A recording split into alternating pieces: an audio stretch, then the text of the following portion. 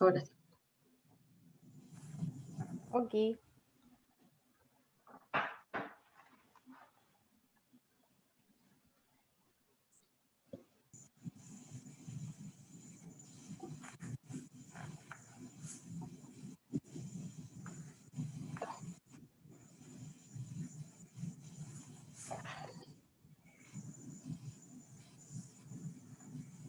Buenos días. Buenos días. Hola, buenos días. Buenos días. Buenos días.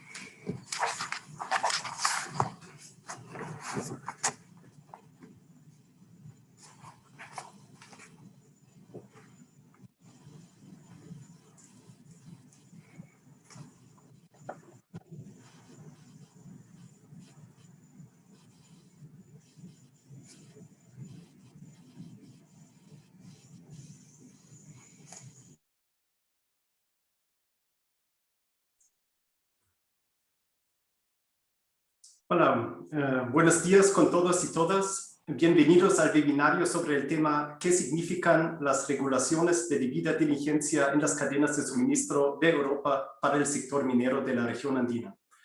Este evento se desarrolla en el marco del programa de la cooperación alemana denominado Cooperación Regional para la Gestión Sustentable de los Recursos Mineros en los Países Andinos, o como le decimos de cariño, el programa MinSus, el cual es financiado por el Ministerio de Cooperación Económico y Desarrollo, el BMZ por sus siglas en alemán, e implementado por la GIZ, es decir, la Asociación Alemana para la Cooperación Internacional, y la BGR, es decir, el Instituto Federal de Geociencias y Recursos Naturales.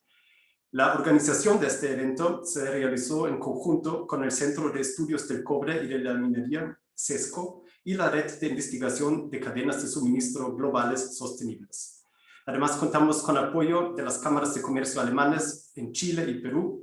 Y quisiera aprovechar esa oportunidad para agradecer a los colegas de las instituciones socias para la excelente organización y apoyo en el desarrollo de este evento. Les habla Achim Konstantin, soy director del proyecto MinSus por parte de BGR. Y el día de hoy me acompañan el jefe de MinSus de GIZ, Nicolás Mendling, quien va a moderar más adelante el panel de discusión, así como Alejandra Wood, presidenta ejecutiva de CESCO, que nos va a dar al final del webinario algunas reflexiones y conclusiones del debate de hoy.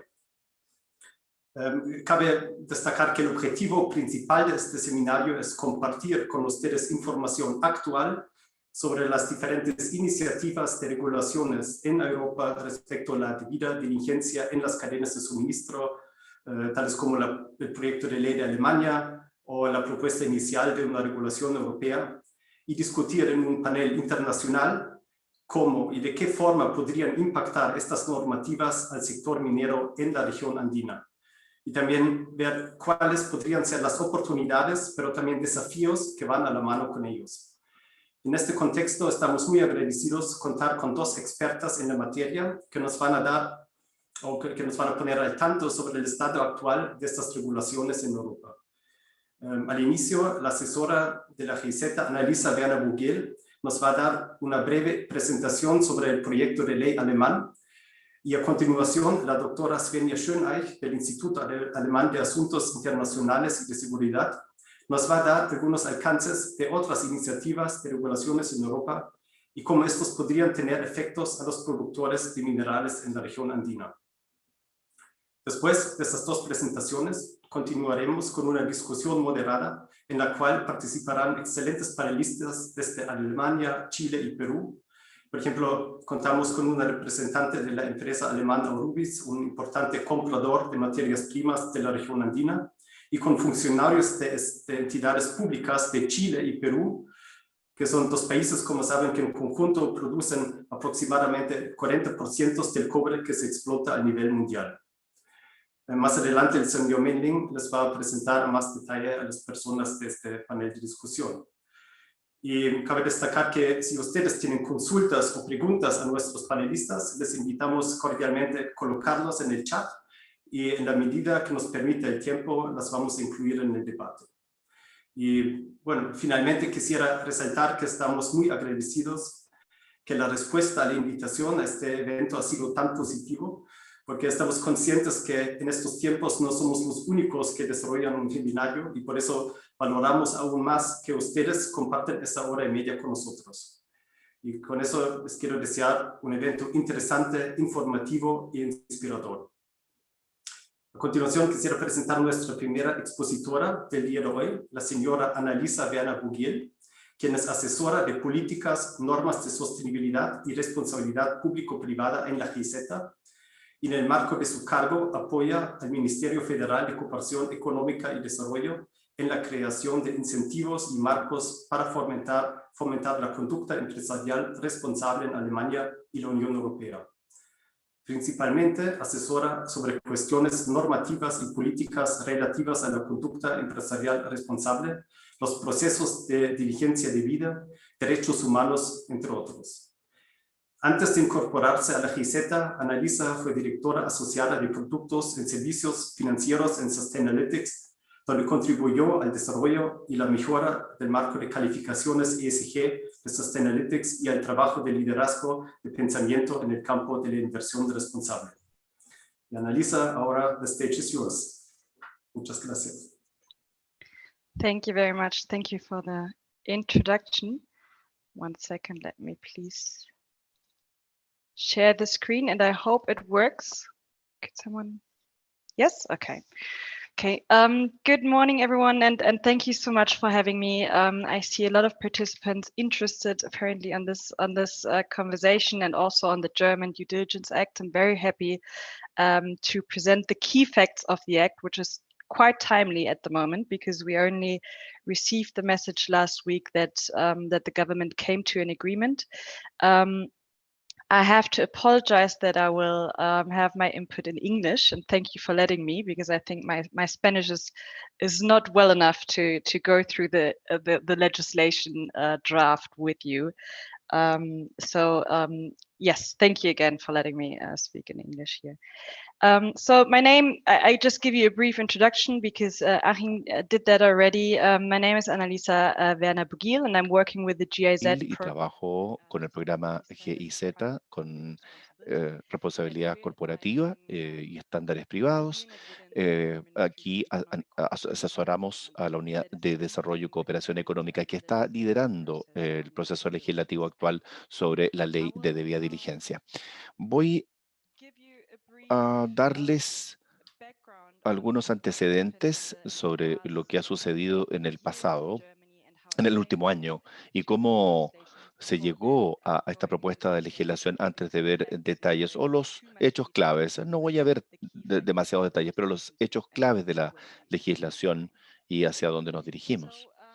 Entonces, todo partió en el año 2011 con los principios guía de Naciones Unidas sobre empresas y derechos humanos. Los UNGP, los principios guía, son el primer estándar para abordar el riesgo de un impacto adverso en los derechos humanos debido a actividades empresariales. Y la idea es implementar esto en Alemania a nivel nacional. Hay una herramienta que se llama Plan de Acción Nacional que Alemania adoptó en el año 2016.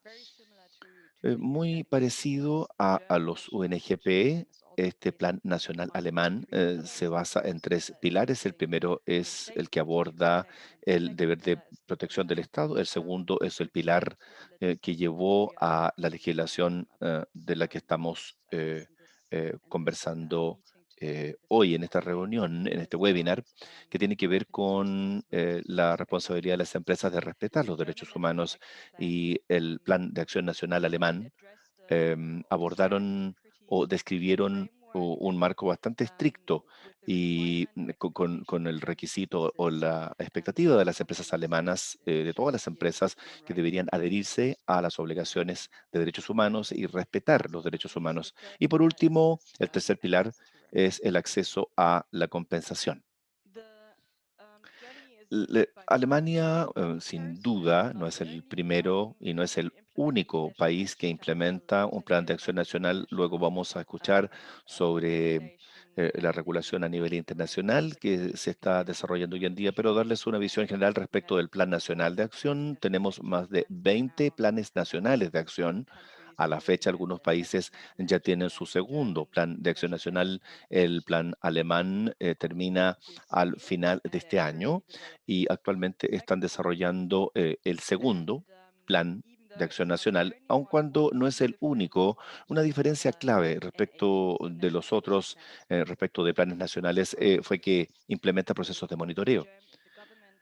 El gobierno alemán se comprometió a monitorear la implementación voluntaria a nivel de las empresas. Se comprometió hasta cierto, en el sentido de que menos de un 50% de las empresas con más de 500 empleados en realidad implementen un marco de debida diligencia de derechos humanos. Y eso es lo que se explicó en el Plan de Acción Nacional, que considera acción legislativa a nivel nacional. Em, entonces, ahí se tomaron muestras representativas que se desarrollaron en el 2019 y 2020. Se muestra claramente el resultado fue que menos del 20% habían implementado esta indicación sobre debida diligencia de derechos humanos, lo que llevó posteriormente al trabajo inicial en una propuesta legislativa. Desde entonces ha sucedido muchas cosas. La canciller alemana mandató a varios ministerios a la redacción de una propuesta legislativa. Entonces, el Ministerio de Cooperación Económica y Desarrollo, y en febrero de este año, el Ministerio presentó un proyecto de ley que luego fue adoptado por el gobierno, por el gabinete, y a principios de marzo, y desde entonces se han hecho negociaciones. Hay alguien parece con su micrófono prendido, aparentemente. Solamente la semana pasada se llegó a un acuerdo que todavía puede haber algunos cambios. Lo que les estoy presentando es el proyecto de ley que se publicó en marzo. El proyecto final de ley no se ha revelado aún, pero con el acuerdo al que llegaron la semana pasada, se esperaría que se apruebe. Actually, by the end of this month. So what are the key facts of this legislation? Sorry. So first of all, who will be regulated? The legislation should come, if it all works according to plan, it should come into force in January 2023, and initially addresses companies of all sectors with at least 3,000 employees. As end of 2024, it will be extended and applied to companies with at least 1,000 employees. What will be regulated? The law is aligned to these UN Guiding Principles and the National Action Plan as described before, and requires the companies to meet their human rights due diligence and environmental due diligence to the extent that the potential environmental harm affects human rights. How will it be regulated? It includes a regulatory enforcement. I will go into more detail later on. So what is this due diligence process all about? What I talked about, it is aligned to the UN Guiding Principles, and these are like the different steps that in the end form or build this risk management, the continuous process to identify risk and deal potentially with them. So the law defines the different steps. So you first obviously identify the risk, you assess those risks and potentially prioritize certain risk. Companies will have to develop measures to effectively keep supply chains free from human rights violation. The commitment and measures should be adopted in a policy statement. Prevention measures should be integrated. And in case human rights violation have already occurred or occurred despite these measures, the company should provide remedial action. And in order to identify these violations, you should establish, or companies should establish, a complaint mechanism. And finally, these process, or the entire process, should be reported annually. However, the explained risk management or due diligence process should be proportionate and reasonable. That was very important for the three ministries involved. The greater a company's influence within the supply chain, the stricter the due diligence obligation, which is why not every company needs to follow up on the entire process for the entire supply chain. So you can see here that we have three different steps, or three different tier-based differentiations, and they define the obligation of companies. So the legislation defines or differentiates between the business own operation, the direct supplier, or the indirect supplier. Higher compliance standards are required if companies have a closer relationship or stronger leverage in relation to their supplier, which is shown here in the on the levels. Here, and we don't need to go into too much detail, but this is, you can, I think they probably send the presentation around, but basically the differentiation is mainly with own operations and direct supplier. There you need to adhere to almost all of these steps, but when it comes to indirect suppliers, you only have to adhere to the measures when you have substantiated knowledge of possible infringement. There are still, it's still not clear how the substantiated knowledge will be defined by the government. It is clear that these this knowledge or allegations, if you want to name them, need to be clearly linked to a company's activity. And once a company has the substantiated knowledge of potential human rights or environmental risks or violations within the supply chain and indirect supplier, you will have to go through the entire process explained before. And last but not least, a very, very important part of the legislation is, of course, the enforcement. How do we make sure, how does the government make sure that it's actually being enforced? The Federal Office for Economic Affairs and Export Control will be monitor the compliance, and infringements may result in fines reaching up to 8 million, or depending on the company type, also a certain percentage, 2% of the annual sales. And in certain violation, depending on how big the fine is, there's a certain threshold, companies might be excluded from public procurement tenders. Again, this is the draft published in March this year. Last minute changes are cambios actually de último minuto que podrían esperarse pronto, pero aún así no se ha publicado todavía.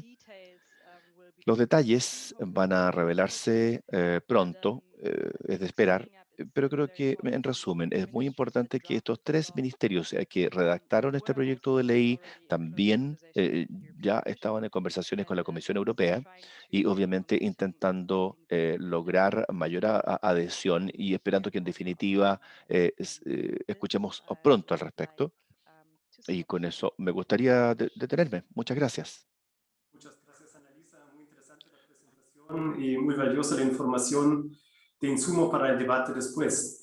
Y eso ya nos lleva a nuestra segunda expositora, la doctora Svenja Schöneich, quien es asociada del Instituto Alemán de Asuntos Internacionales y de Seguridad, SWP por sus siglas en alemán, en el proyecto Gobernanza Transnacional de las Cadenas de Suministro de Materias Primas Sostenibles. Svenja investiga los retos y oportunidades para la aplicación efectiva de mecanismos de gobernanza que aumenten la sostenibilidad en las cadenas de suministro de minerales, centrándose en la cadena de suministro de cobre desde la región andina hacia la Unión Europea. Antes, Svenja trabajó en la extracción de petróleo y gas en México como becaria del programa de doctorado del Instituto Alemán de Estudios Globales y de Área GIGA, y se doctoró en antropología por la Universidad de Hamburgo. Ahora, Svenja, it's your turn. Muchas gracias. Bueno, entonces también voy a compartir la pantalla. Mi presentación también será en inglés. Okay.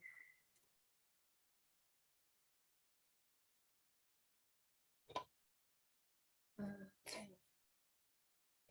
Ahora sí se ve se ven las noticias. Se ven las noticias, sí. Okay. Las notas. ¿Ahora sí? Sí, perfecto. Ok, perfecto. Ok, gracias para la introducción. I will switch to English now because my presentation also will be in Ahora voy a English. cambiar a inglés. Muchas gracias, Nicolás y Annalisa Rainer también por el excelente resumen de los reglamentos de debida diligencia de Alemania. Un par de palabras introductorias. Ya me han explicado un poco.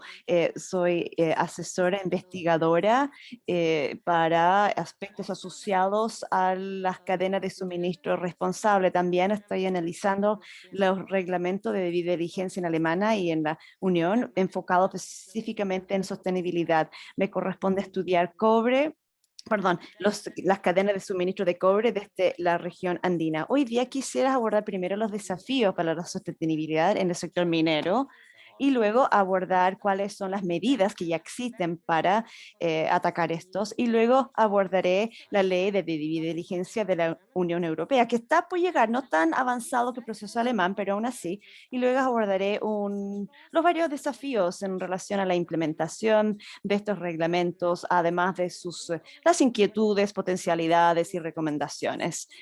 Y abordaré qué es lo que se necesita para una implementación exitosa. Y después, bueno, va a ser genial participar en la discusión, escuchar la discusión de los panelistas. A ver, son varios desafíos para la sostenibilidad en el sector minero. Sabemos que el sector minero o de la industria extractiva tiene mucho movimiento. Sabemos que la minería se asocia con el daño ambiental y en los lugares en situ hay muchos conflictos asociados a las comunidades, que por supuesto esto varía de un país en país y de faena en faena. Ahora bien, el 40% del suministro de cobre mundial proviene de Chile y Perú. Solamente es un parte pequeño de estos procesos suceden en los países, y los productos finales y estos procesos asociados a los productos finales suceden a menudo en otros países, así que la trazabilidad de las cadenas terminan con la refinería o el próximo paso en la cadena. Esto quiere decir que hay distintos niveles de valor agregado en un país o una región que representan un desafío desde la perspectiva económica. Además, hay múltiples factores porque hay distintos intereses asociados a la cadena cadena de suministro desde la perspectiva individual o local. Y en cuanto a la inversión extranjera, por supuesto, esto significa que los inversionistas de distintas partes del mundo aportan su propia perspectiva. Y sabemos que los inversionistas desempeñan un papel muy dominante en la región andina. Así que es uno de los grandes desafíos asociados a la sostenibilidad de las cadenas de suministro son los altos niveles de complejidad, lo cual genera poca transparencia. Quisiera ocupar este plano, esta imagen de los flujos comerciales de cobre para demostrar esta complejidad. Claramente la principal fuente de cobre es la región andina y este cobre se envía a todas partes del mundo, a las distintas refinerías y otras partes. Por supuesto que China es el principal importador de cobre refinado. Sabemos que el 50% del cobre refinado también pasa a la Unión Europea, Alemania en particular. Los marcos legales que gobiernan en las distintas partes, por supuesto, difieren y esto genera a menudo falta de transparencia. No se sabe exactamente quiénes participan en la cadena de suministro y de qué manera. Así que, ¿cuáles son las opciones que tenemos para que estas cadenas de suministro sean más sostenibles? Primero, contamos con las distintas iniciativas desde las empresas, donde las empresas en sí asumen la responsabilidad de su cadena de suministro. Esto quiere decir que, bueno, hay un peligro en dejar que la responsabilidad esté únicamente con las empresas, porque a veces existe la tendencia de subcontratar esta responsabilidad y de dejarlo pasar a los contratistas, por ejemplo. Y luego hay otro abordaje que implica establecer estándares, por ejemplo, los principios rectores o los lineamientos del OCDE respecto de las empresas y los derechos humanos. Y además, programas de auditoría.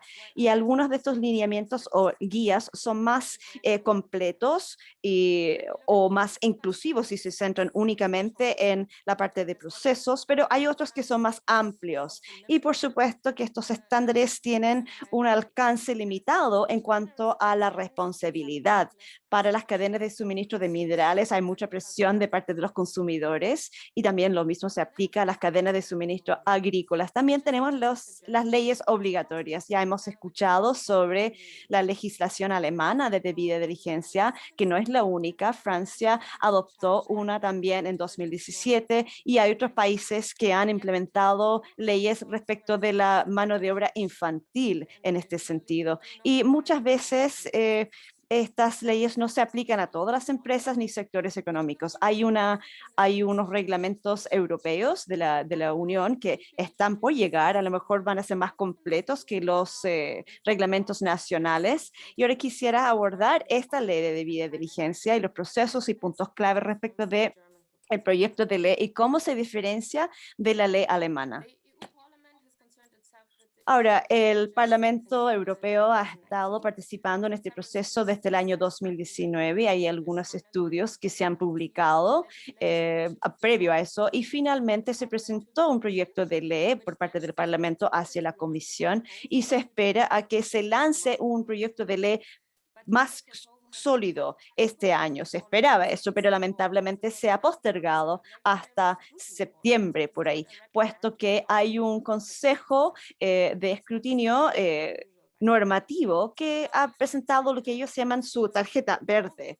Esto es algo normal, así que tenemos que esperar hasta septiembre, octubre de este año para que tengamos un proyecto de ley más sólido. Ya se sabe cuál es la perspectiva del Parlamento y esto es lo que voy a describir brevemente y también voy a destacar algunas diferencias respecto de este proyecto de ley y el proyecto de ley alemán. Ahora, ¿cuáles son los puntos clave de esta propuesta de la Unión Europea? Bueno, genera igualdad de condiciones para las empresas europeas. Se supone que se aplica también a las pymes, pero la ley alemana no. En cuanto a estos conceptos de racionalidad y proporcionalidad, esto se aplica. Y en cuanto a la ley alemana, a una gran diferencia, la debida diligencia europea no debería limitarse a un solo proveedor directo, sino todos los involucrados en la cadena. La ley europea también exige que se establezcan mecanismos para presentar denuncias. Además, se establece este concepto de acceso a compensación para víctimas. Y uno de los aspectos más importantes que no se incluye, de hecho, en la ley alemana, es que cuando existen violaciones repetitivas de exigencias de debida diligencia, esto genera una responsabilidad civil.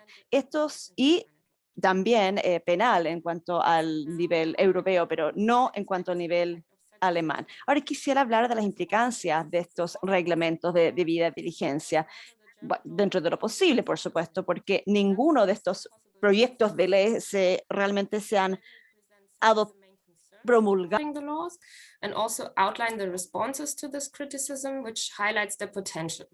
I will then close with a few recommendations on what would be necessary to ensure the effectiveness and to not create adverse effects.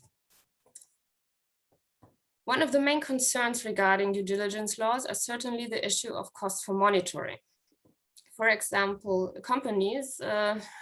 for companies, the due diligence does not mean to ensure the exclusions of all risk and possible human rights violations, but it means that processes must be monitored and documented. This means also the cost for monitoring will rise, as well as maybe the product prices. Also, from a company perspective, I already mentioned some of the effects, some of the efforts which are currently undertaken by many firms in the sector who want to create more responsibility in their supply chains through voluntary measures and at their own cost. So some fear that those efforts will not be taken into account when the legislation only focuses on the reporting. And thus, y ahí la legislación en algunos aspectos solamente va a tomar en cuenta este aspecto de reportes. Y esto puede generar un peso mayor para las pymes y las empresas más locales que no van a poder cumplir con los requisitos. Hay otra preocupación que es la posibilidad de que no haya transparencia. Esto sobre todo se aplica a los inversionistas chinos que se han dicho que tienen menos, un contexto más ligero menos restrictivo en cuanto a la debida diligencia, y también puede haber problemas respecto de cómo resolver los conflictos cuando surgen. Ahora bien, los reglamentos, el proyecto de ley también genera potencial, es decir, cumplimiento con la debida diligencia puede consistir en un problema para la seguridad, y sabemos que la relación comercial entre el comprador y vendedor puede aprovechar de esta mayor responsabilidad. Se sabe también, se ha mostrado que la debida diligencia tomó fuerza en esta discusión sobre el suministro de las vacunas. También el costo de monitoreo, fiscalización se puede entender como una medida de control de calidad desde las empresas. Y esto también implica que habrá una reducción de los costos en el largo plazo, puesto que habrá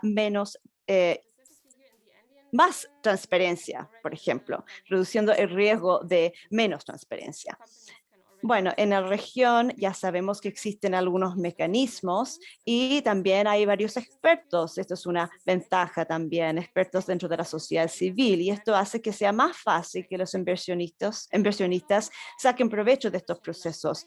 Ahora, la legislación de la Unión Europea busca crear una cancha más pareja para todos.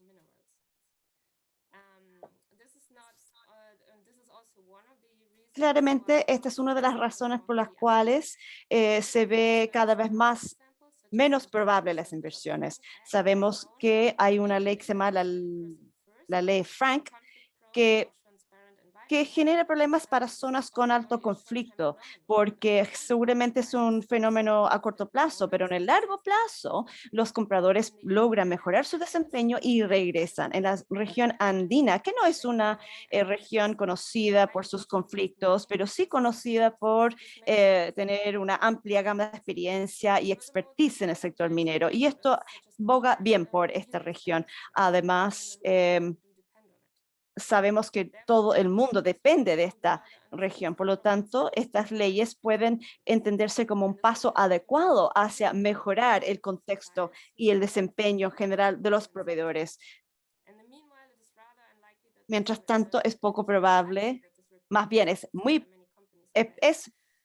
probable que muchas empresas ya cumplen con estas. Following discussion and hear what the experts from the companies and ministries can share with us.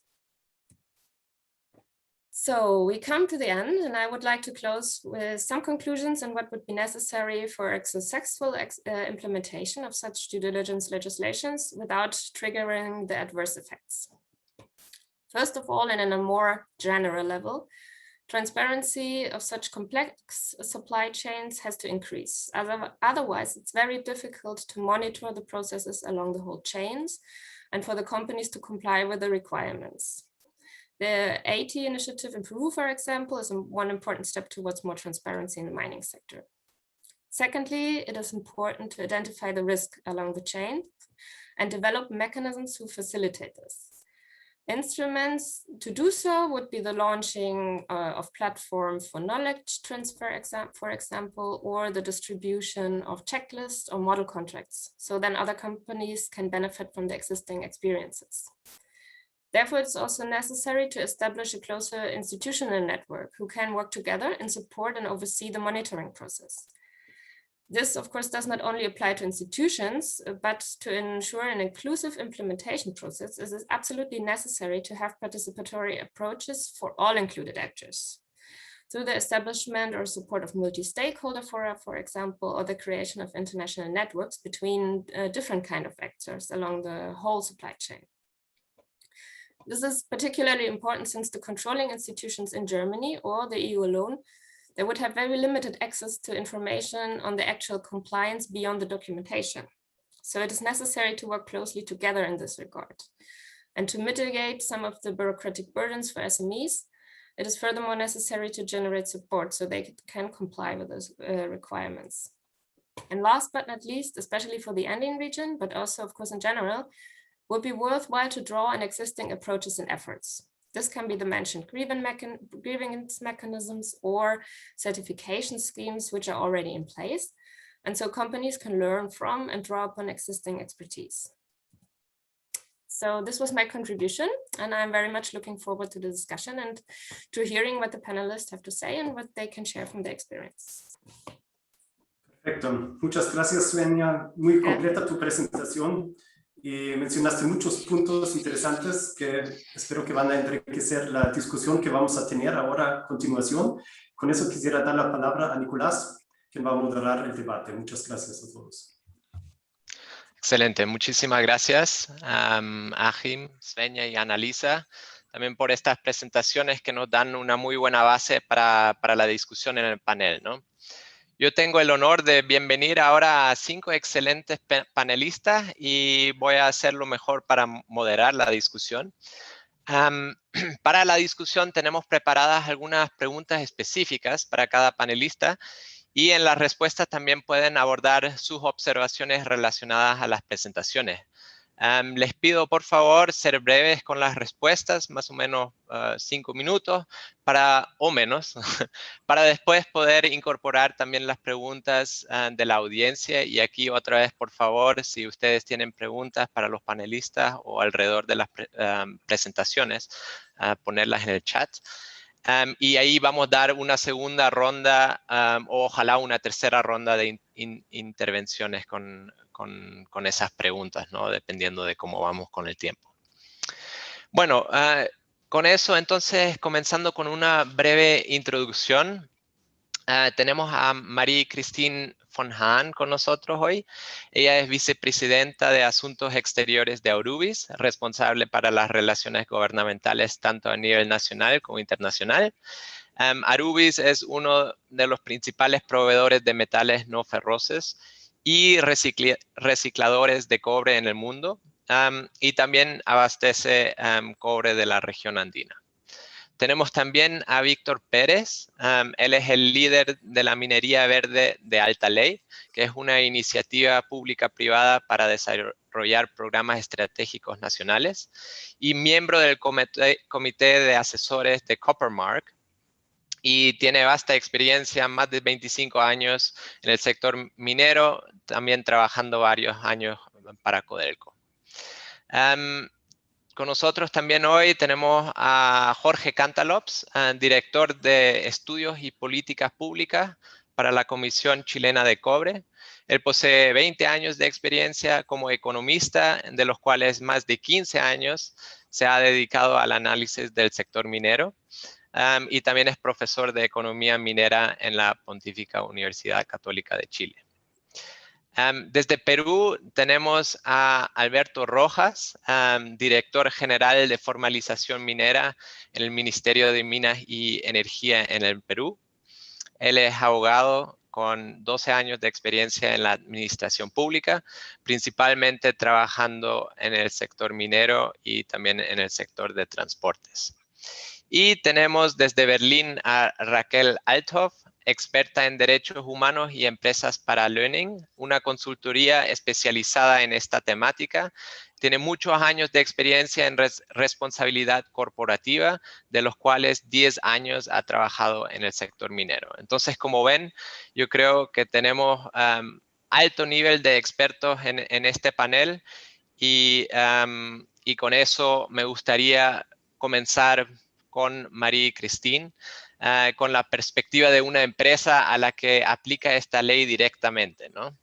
Entonces, la pregunta para ti, Marie-Christine, sería, ¿qué significan estas leyes en la práctica para las empresas de Alemania y Europa en términos de contratación y procedimientos de debida diligencia en comparación con lo que ya hacían anteriormente? Creo que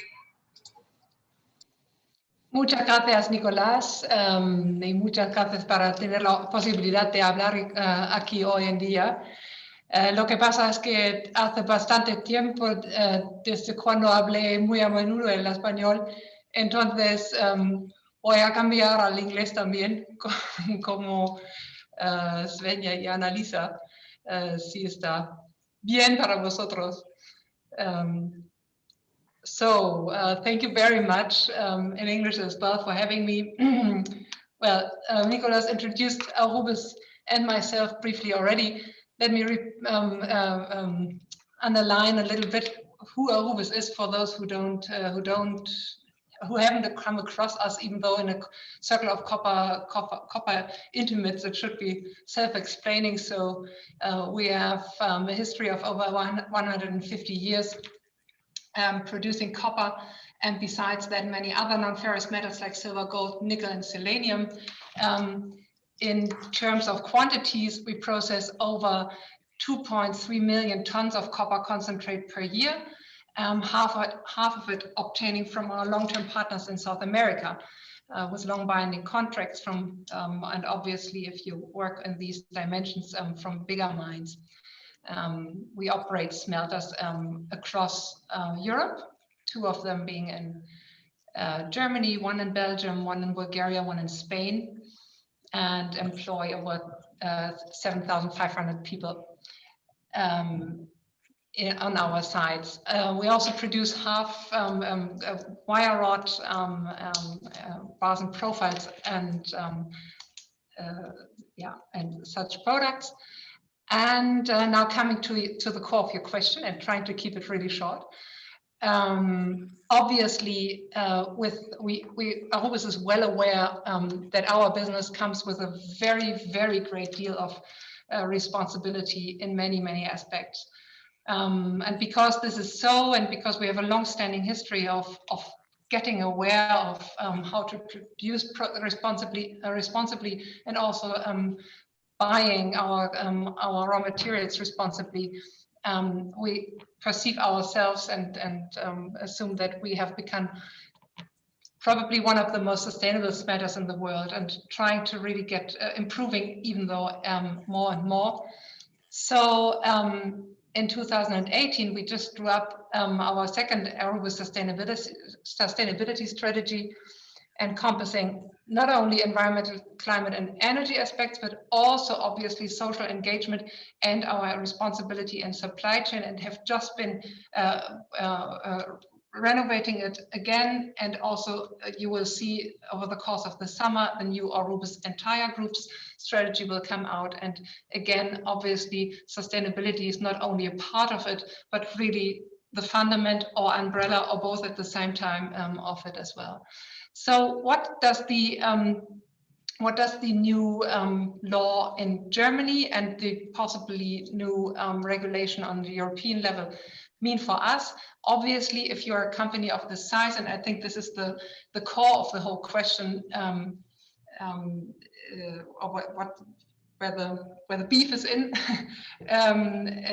If you are a company of our size, you have been working with codes of conduct, standards, and regulation like rules for many years already. So we have had for a couple of years already, obviously, a group-wide implementation of the so-called Aruba's Business Partner Code of Conduct. We have a business partner screening.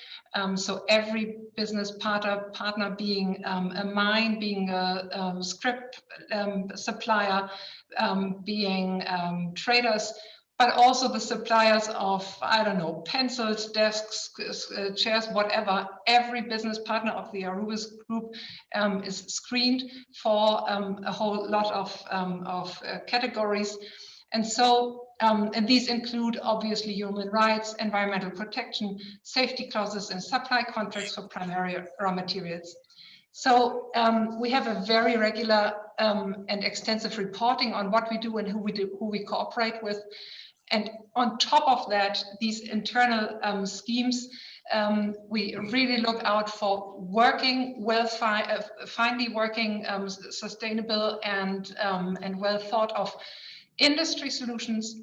And this is what Victor certainly and will come to as well, and many other colleagues as well. The copper mark is certainly our centerpiece of regulation here. So coming again to the question, I don't think that for Arubis the consequences will be very difficult to handle. Because we are well set and all ready to go, also in terms of our relations with our Southern American business partners. However, and I think Svenja mentioned it already, obviously, if you are, and this counts for both sides, being in Europe, Germany, or even or in the South America, the smaller the company is, the more difficult and the more expensive it gets for you to deal with these kinds of regulation. And now one more aspect comes to it, and I think referring to you, Svenja, again, I noticed I listened to your presentation with great interest, and listened up, particularly when you said there's going to be costs maybe rising in products and so on and so forth. Well, the thing is, we buy our concentrates and we sell our purely produced copper at a price. So we cannot forward the cost that might have been for us risen because we have stronger reporting lines compared to our international competitors. I think this is for a company like ours is the tricky part of it. We are in international competition, worldwide competition, but we're facing regulation that exclusively applies to us being here producers in Europe. And this, again, we can cope with that to a certain extent, but I can tell you I'm in charge of all of Arubis's politics. We have quite a lot of fields in our working days where we have additional laws and additional burdens, so to say, which our international competitors don't have. So this is, I guess, for a company like Arubis, certainly the most difficult part. And with that, I think regarding the consequences for our Latin American partners, we will come to that a little later on. So I will leave it like this, if this is fine for you. Excellent. Thanks a lot, Marie-Christine. You already mentioned Victor, so maybe we'll come over the side to the Atlantic. Y voy a continuar en castellano. A mí me pareció muy interesante, Víctor, la conversa que nosotros tuvimos antes de este webinario, donde también hablaste un poco alrededor del programa REACH en el sector químico, ¿no? Entonces me gustaría oír un poco de ti lo que piensas, qué impacto va a tener estas legislaciones en Europa para las empresas mineras aquí en la región.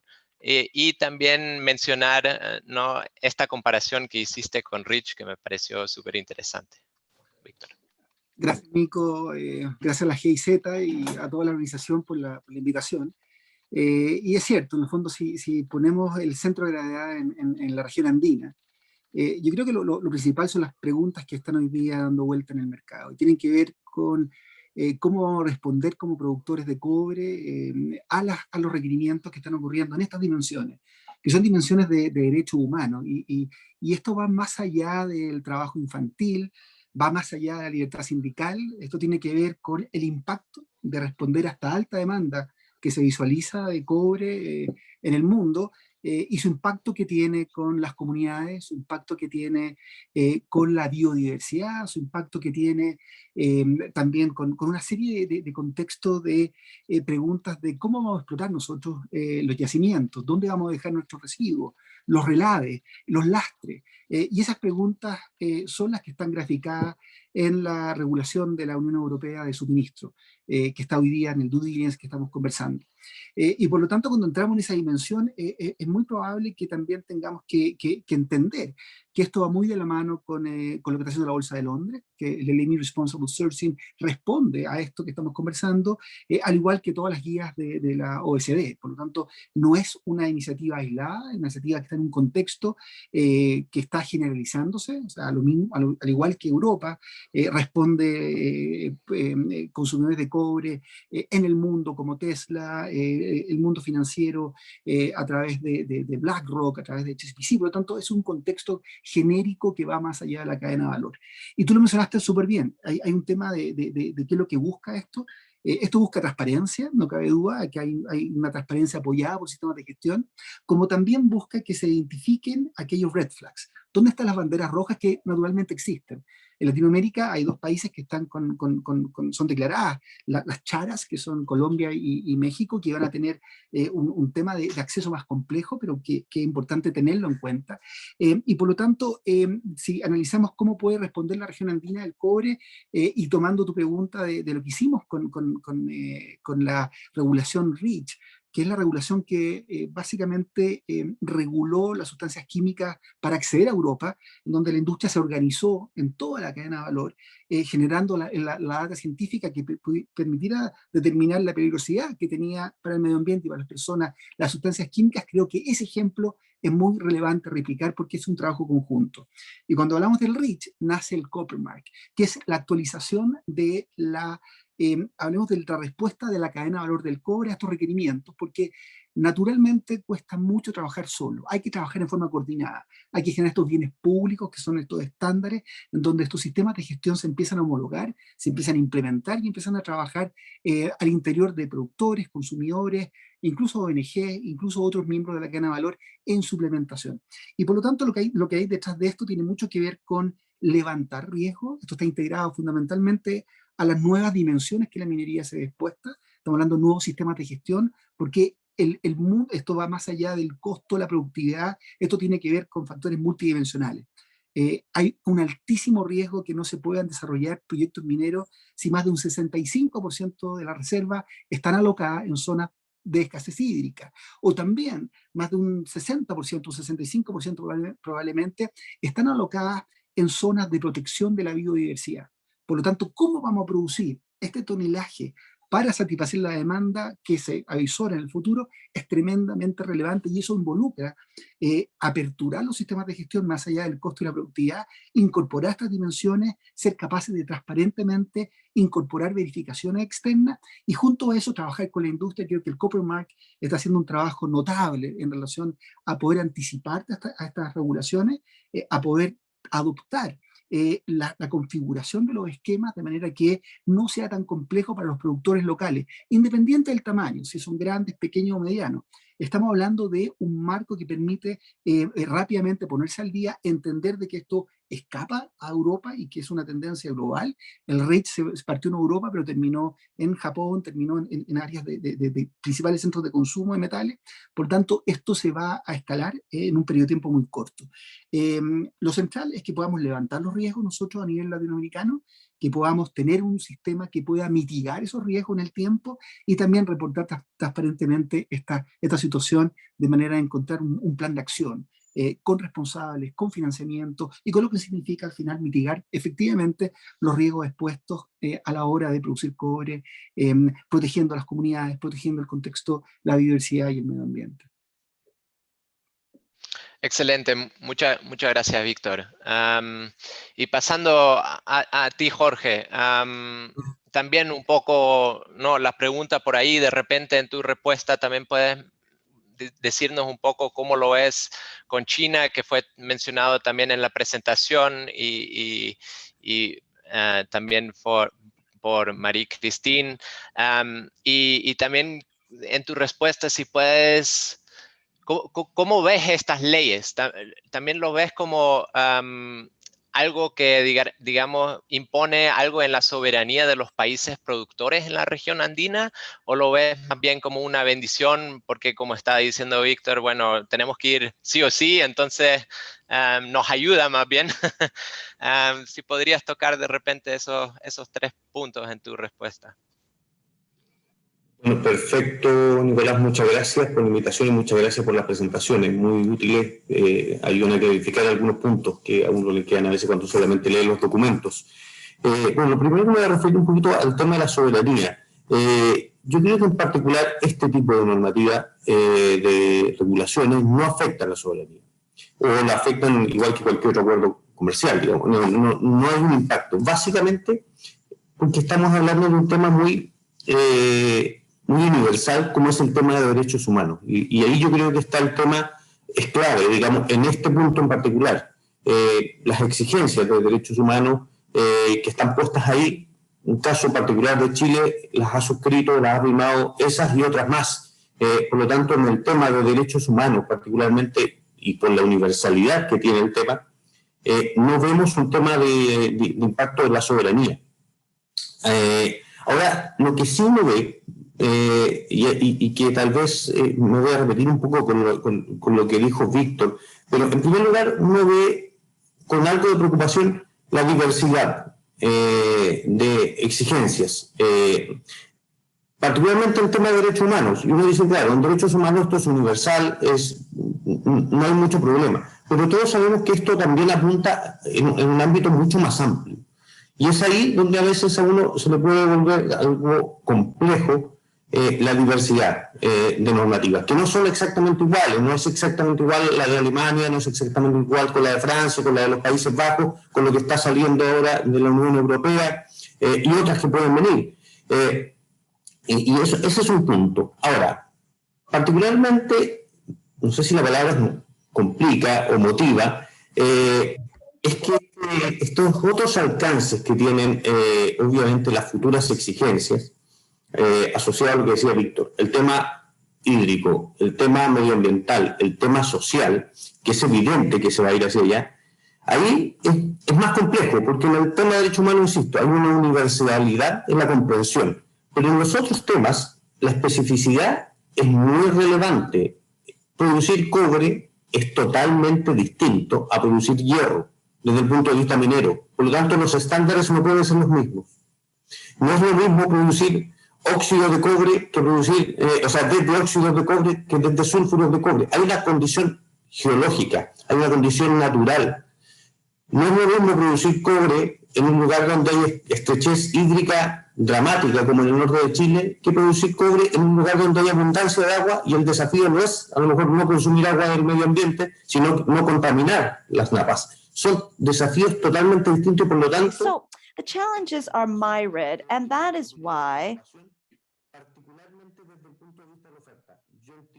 there is particular se está haciendo desde el Copper Mark, porque es una mirada que junta oferta y demanda en la práctica.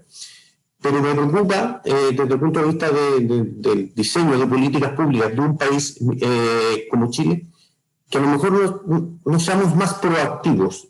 Lo dijo, insisto, me voy a repetir un poco con lo que dice Víctor, pero hay que anticipar. Yo creo que hay que anticipar. Y en esa anticipación, obviamente, hay empresas que van a estar mejor preparadas que otras para entregar trazabilidad de sus comportamientos, y por una condición muchas veces natural, van a estar en mejores condiciones. Pero también tenemos que acompañar a los que van a lo mejor quedar atrás por un tema de tamaño o por un tema distinto, digamos. Yo creo que ahí está el desafío de los países mineros, es cómo nos anticipamos a estas futuras exigencias. Insisto, las actuales a lo mejor las podemos cumplir, pero las futuras yo creo que tenemos que anticiparnos. Y lo que se, por ejemplo, particularmente hoy día, a través de la política, del diseño de la política minera, impulsada por el Ministerio de Minería, apunta a anticipar algunas de esas cosas. Pero yo creo que veo con un poquito de preocupación, insisto, que a lo mejor desde el punto de vista de la oferta estamos siendo un poco reactivos y deberíamos ser un poquito más proactivos. Valoro, insisto, lo que se está haciendo con Copper Mark, pero creo que a nivel de país, particularmente, podemos avanzar. Hay espacio para capturar renta, hay espacio para una serie de cosas interesantes que se pueden generar anticipando. Porque si no, si somos reactivos, ahí el riesgo que veo, la diversidad de estándares puede ser un problema. Puede ser un problema, insisto, no con este en particular, que insisto, estamos muy alineados y lo valoramos, de verdad que lo valoramos, pero en otros casos yo creo que pueden haber otros problemas cuando el alcance de la regulación no se haga no dé cuenta de la diversidad de los oferentes, simplemente por condiciones geológicas o condiciones culturales. La relación de los minerales de cada pueblo con sus minerales también puede ser distinta. Hay países que no firman el 169 de la OIT porque su relación desde el punto de vista de la propiedad es distinta y su relación con los pueblos originarios es distinta. Y ahí es cuando me preocupa, cuando la oferta a lo mejor se puede estar demorando mucho. Lo digo desde el punto de vista de la oferta, pero en la práctica estoy hablando de Chile particularmente. Ya, excelente. Muchísimas gracias, Jorge. Y creo que también lo que tú mencionaste y también algunas menciones anteriormente sobre los más pequeños, ¿no? digamos, estas nuevas tendencias, es perfecto para pasar a Alberto Rojas, que principalmente él también cubre ahí el sector de oro en Perú, ¿no? Que también tiene un sector grande de pequeños actores, digamos, no necesariamente las grandes multinacionales. Entonces, Alberto, ¿qué normas y políticas en la materia de cadena de suministro puede aplicar el Perú para posicionar su industria del oro en Europa, especialmente pensando en estos actores, digamos, que de repente no tienen, ¿no?, los fondos necesarios para hacer lo que otras empresas más grandes pueden hacer? Sí, Nicolás, muy buenos días y un saludo muy especial también a la organización por la invitación. Un saludo también para los panelistas. Muy interesante las exposiciones y sobre todo en una circunstancia difícil para todos por la pandemia, ¿no? Yo creo que las cosas relacionadas digamos, a la trazabilidad del oro se han visto aún más complejas con la situación actual y el incremento del precio del oro también a nivel mundial. En ese sentido, nosotros en el Perú somos conscientes de que adolecemos de ciertas cosas que nos permitan generar transparencia en las transacciones comerciales. En ese sentido, nosotros creemos que la transparencia de estas transacciones tiene que ir aparejada con un desarrollo sostenible de las actividades de pequeña minería y minería artesanal, que es la minería en pequeña escala en Perú. Aproximadamente, digamos, más del 20% de la producción proviene de este estrato, de la minería artesanal y de pequeña minería, de la producción aurífera en Perú. Por eso es que nosotros estamos promoviendo la inserción a la economía formal de los pequeños mineros y mineros artesanales, y en ese ejercicio han ocurrido ciertas experiencias, ciertas intenciones importantes por parte del Estado. Sin embargo, creemos que existen oportunidades de mejora. Y las oportunidades de mejora van no solamente por el lado de mejorar el marco normativo en cuanto a la obtención de la autorización de inicio de actividades para lograr la formalización de estos mineros, sino también va por el lado de mejorar el marco normativo para fortalecer no solamente el control, digamos, en la comercialización de oro, sino también promover incentivos para quienes realmente hacen las cosas bien. Nosotros estamos impulsando un marco normativo, un nuevo marco normativo, ya lo venimos diseñando desde hace algún tiempo, donde nosotros procuramos transparentar, digamos, toda la cadena de valor desde la extracción del oro hasta su exportación. Lo que nosotros buscamos es, digamos, aprovechar la tecnología actual para poder, digamos, tratar de intercambiar información con diferentes entidades estatales que nos permita coadyuvar a un mejor control y transparentar, reitero, las transacciones comerciales. En el Perú la comercialización es una actividad libre, no se requiere un permiso para eso, pero para que sea libre se tiene que acreditar el origen del mineral, es decir, el origen lícito de este mineral. En ese sentido, nosotros lo que procuramos es brindarle seguridad jurídica a los principales actores para motivar justamente su permanencia en la formalización. ¿Por qué comento yo que esta trazabilidad o este marco normativo que nos genere trazabilidad va aparejada de la formalización y del desarrollo sostenible? Porque naturalmente, donde está el oro, están los insumos, está el mercurio, está el cianuro, están los explosivos, están los combustibles. En el Perú existen diferentes tipos de minería, en la zona amazónica, en la zona del sur, y sin duda alguna, este mecanismo de trazabilidad nos va a ayudar a conocer, digamos, cómo se mueve toda esta cadena.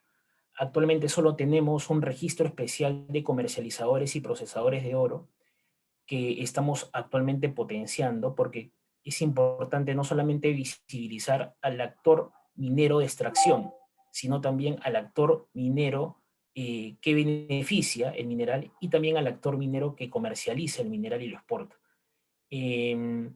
Adicionalmente, también creemos que es muy importante tener una política pública en el Perú que nos permita, digamos, establecer lineamientos de trabajo con una visión en el mediano y largo plazo.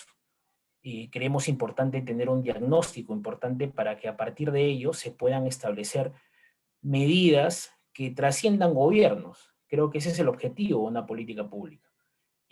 Nosotros venimos impulsando por primera vez en el Perú una política nacional de pequeña minería y minería artesanal, que nos va a ayudar no solamente a fortalecer estos mecanismos de trazabilidad, sino también mecanismos de incentivos a favor de los pequeños mineros y mineros artesanales que realmente expresan su interés de avance en la formalización.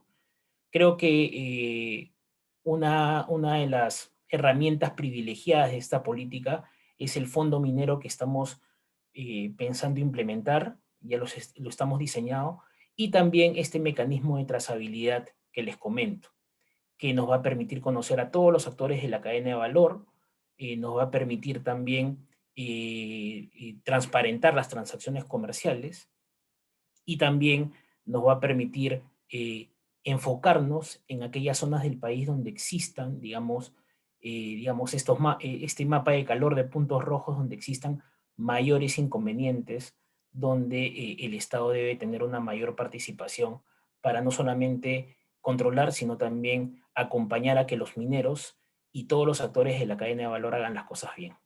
Muchas gracias. Excelente, muchísimas gracias, Alberto.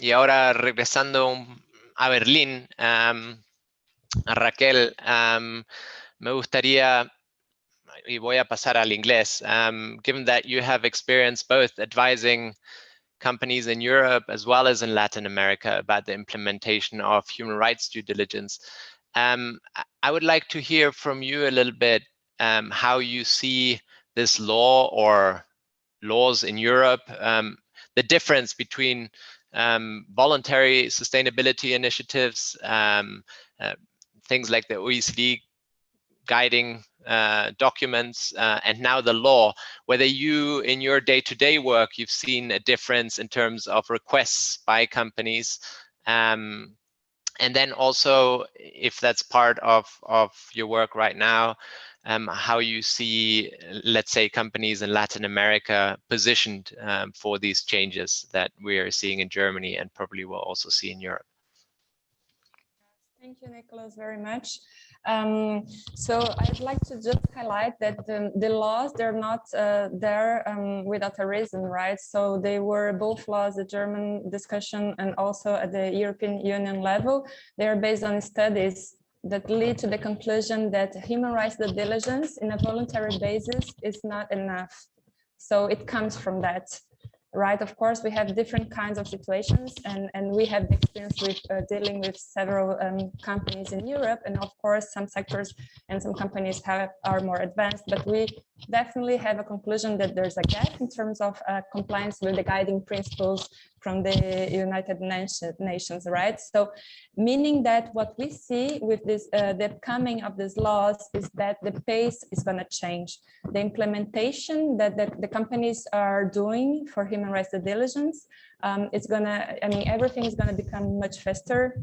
And some companies, even though they had policies in place and they had codes of conduct, some kind of screening of some parts of their supply chain, they're gonna really have to enhance their processes.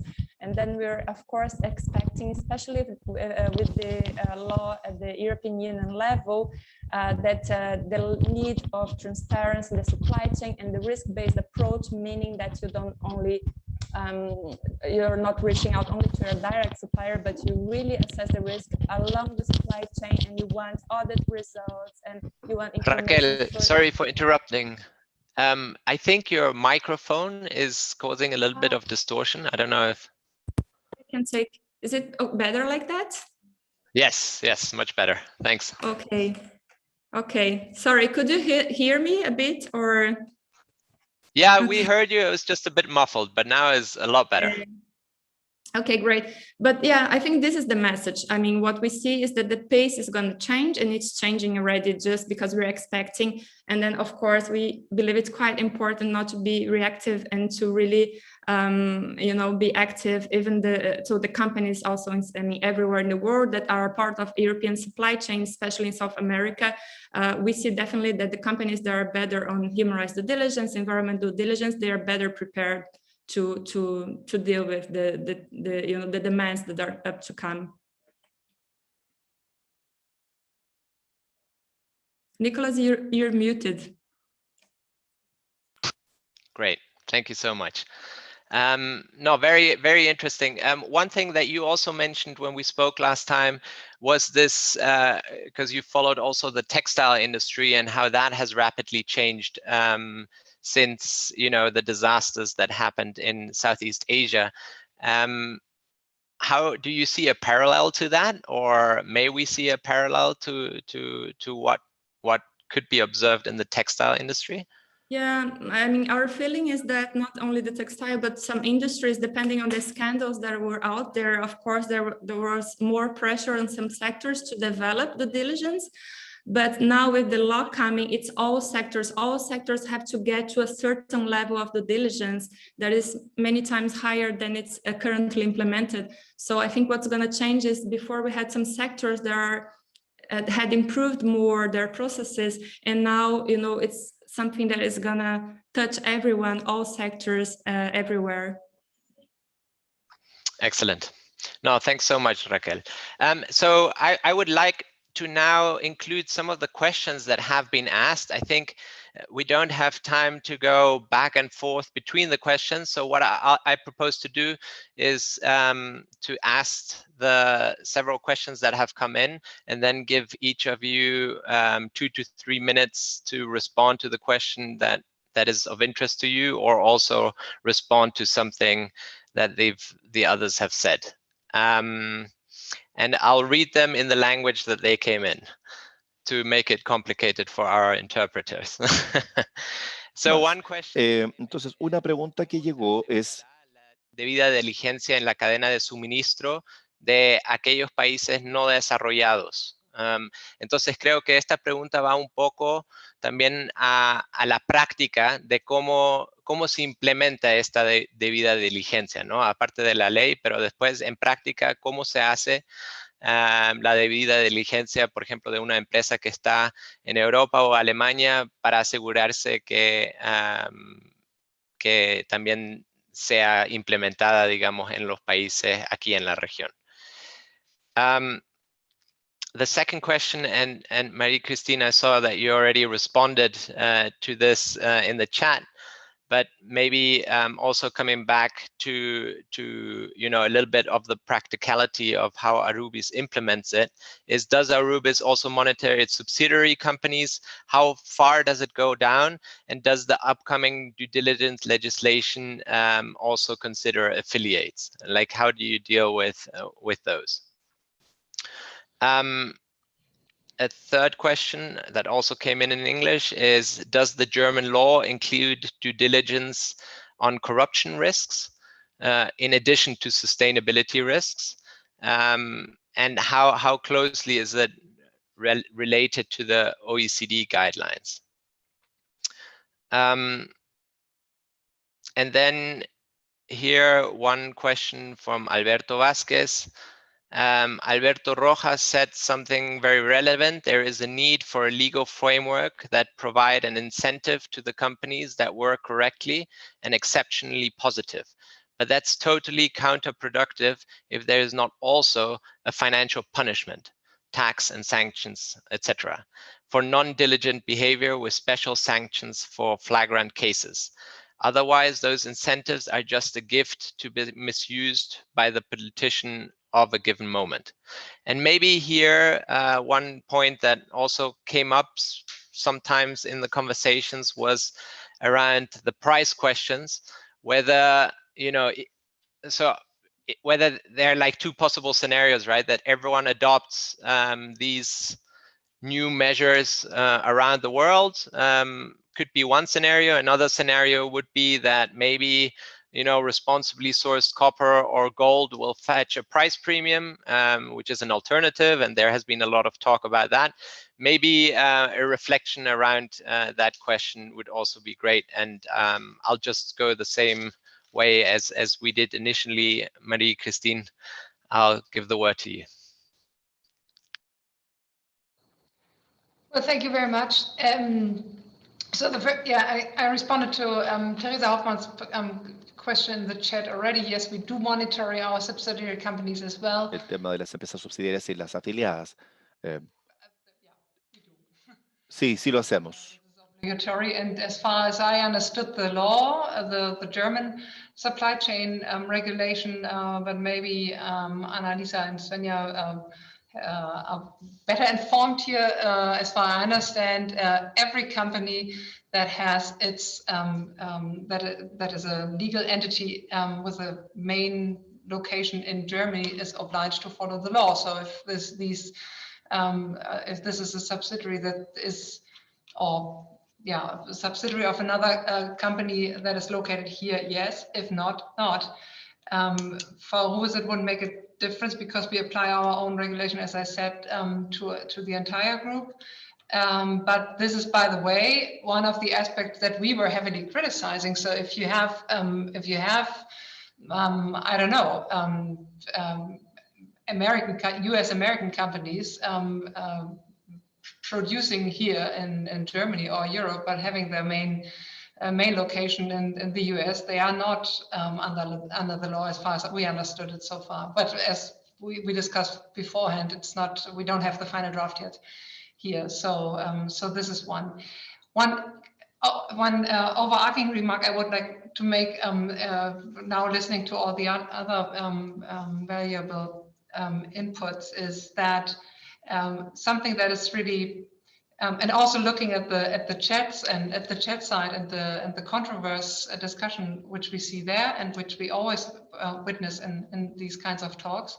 I think the best law is completely worthless if not in this tremendous task we have here in increasing the sustainability of our supply chains, if not all the stakeholders across politics, industry, NGOs, civil society, public institutions, here and there and across the globe, work together and really try to make an effort and look each other into the eyes and value that the other one has a point, has an approach and has an opinion and has knowledge as well, because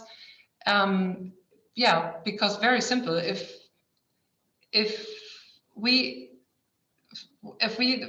have witnessed it in small in the German discussion around the law very much as well. If you do not cooperate, the other side will not, and the other, there will be constant fighting about this is not enough and that is not enough, and not see the benefit in working together. And we're really confident that if we could try to overcome that, and if everybody keeps up his or its own responsibility, and this first and foremost, I must say, is now obviously companies must stand up to their responsibility and really make an effort in checking their responsibility along their entire supply chain.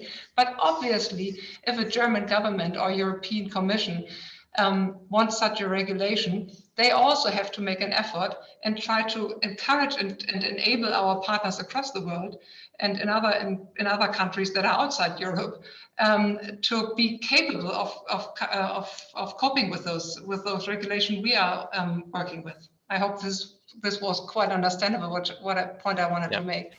So this is what I wanted to contribute. Muchas gracias, María Cristina. Perfecto. Víctor, te paso la palabra. Si podemos ser breves, por favor, ya que estamos llegando al fin del webinario.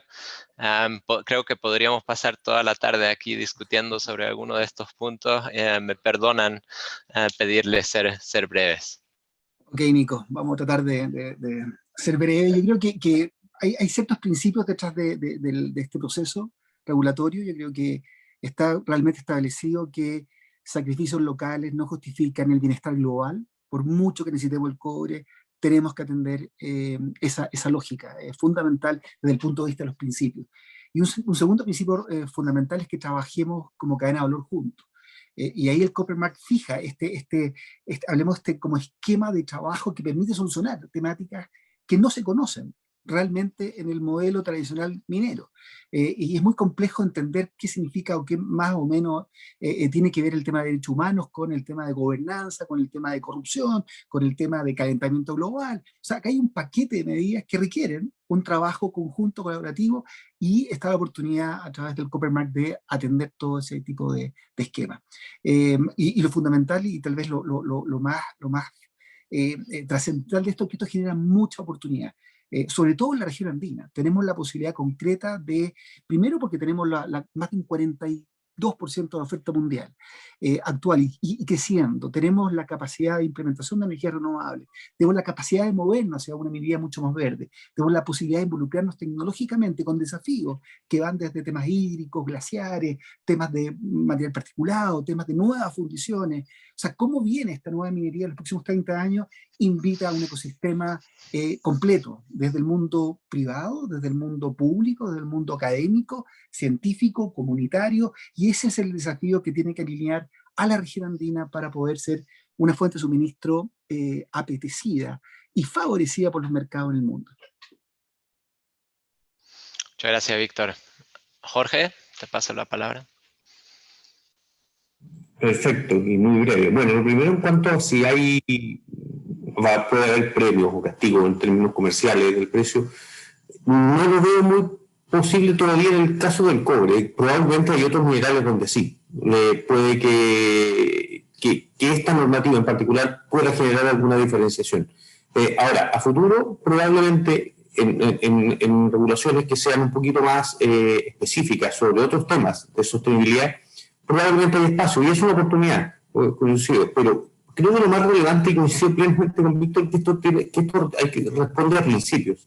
Y hoy día, en el caso de Chile, el producir, el generar una minería sostenible es la manera que tenemos que pensar de hacer minería. O sea, no hay otra opción. El mundo nos exige, pero particularmente nosotros como país también nos exigimos hacer una minería más sostenible. Y lo que hay que hacer es buscar los mecanismos para certificar, mejorar la gestión y buscar herramientas para mejorar en sostenibilidad y sumar a la mayor cantidad posible de productores. Que eso pueda tener un beneficio comercial, bien, pero yo tengo la sensación de que la verdad que es una exigencia que hoy día la sociedad chilena y mundial le exige a la minería, por lo tanto es una condición necesaria. Ojalá en algún momento pueda generar algún beneficio, pero yo creo que la base no está ahí, sino que la base está en que es la manera de hacer minería, y eso genera tremendos desafíos y oportunidades tecnológicas, de relaciones con las comunidades y de creación de valor muy importante para la industria. Excelente, muchísimas gracias, Jorge. Alberto, te paso la palabra. Gracias, Nicolás. Recogiendo un poco los comentarios que acabo un poco de revisar en el chat, también los comentarios de los colegas, creo que debemos tener un balance, ¿no? Yo creo que las realidades de cada país son diferentes, pero creo pertinente tener un balance entre las sanciones que se imponen y, digamos, los mecanismos de incentivo y el acompañamiento que debe tener el Estado. Yo creo que va por ambos lados, ¿no? Si bien es cierto, particularmente en nuestro país tenemos una realidad de informalidad bastante alta, no solamente en la actividad minera, sino en diferentes actividades económicas. Y creo que las sanciones, digamos, o este esquema de sanciones ayuda, pero creo que puede ayudar aún más, o puede ayudarnos a tener, digamos, resultados más óptimos si es que el Estado invierte en acompañar.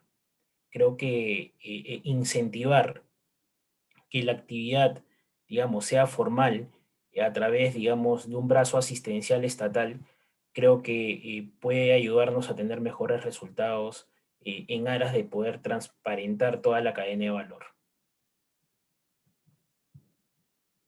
Excelente, muchísimas gracias, Alberto. Y Raquel, the last word is yours.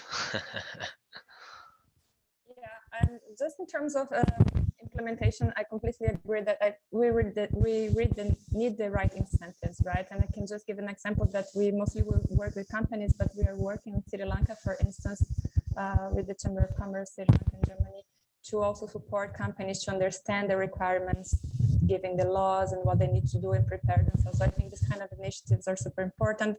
I was also reading the comments here talking about IRMA and then the importance that the voluntary initiatives have to help companies implement the diligence and be prepared for that, right? So I think all this kind of support are really necessary. It's not something that I think companies independent, especially in their situation, small ones, can solve by themselves.